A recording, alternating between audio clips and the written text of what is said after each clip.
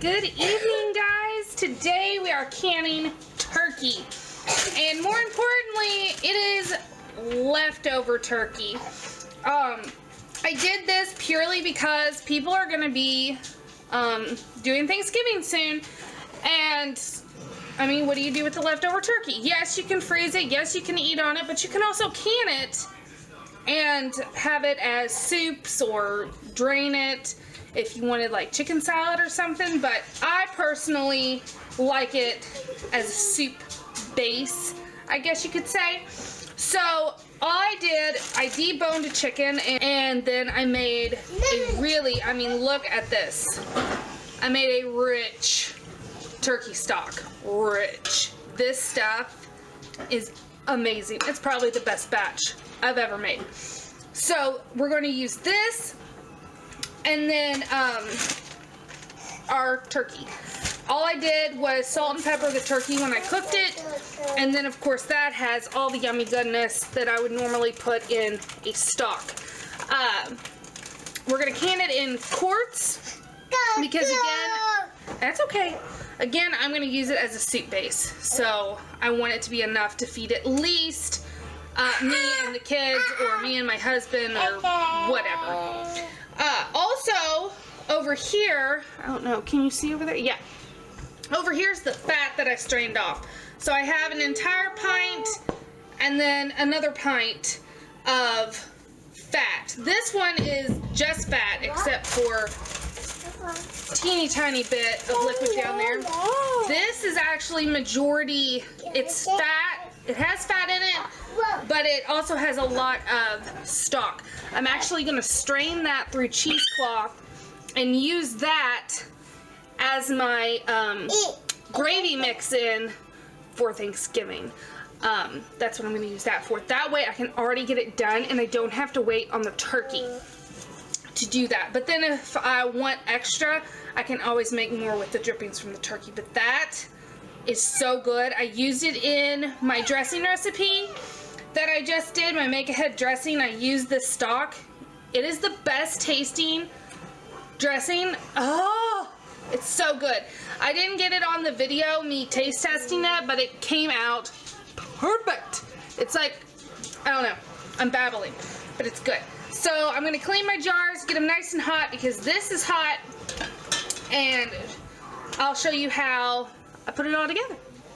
Okay, so I start off, I have 2 hot jars that I just cleaned. I cannot find my funnel anywhere.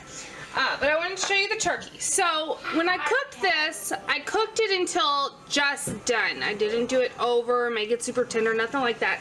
Till just done. And then I've cut it into 1-inch cubes. And I'm going to fill my jars first. Now whatever it's breast and thigh meat of 1 turkey. Whatever that does, I'll do, and then the rest will just be plain stock. These will have to go for the full 90 minutes because they have meat in them. I'm also not filling them up all the way. Remember, this is a soup base, so I want to be able to say, oh, today I want chicken noodle soup. I know it's turkey, but my kids don't know the difference. So I make turkey noodle soup, or turkey and dumplings, or turkey pot pie. I mean, the possibilities are endless with this, and it's already cooked meat. You could shred it if you wanted to shred it and put it in that way.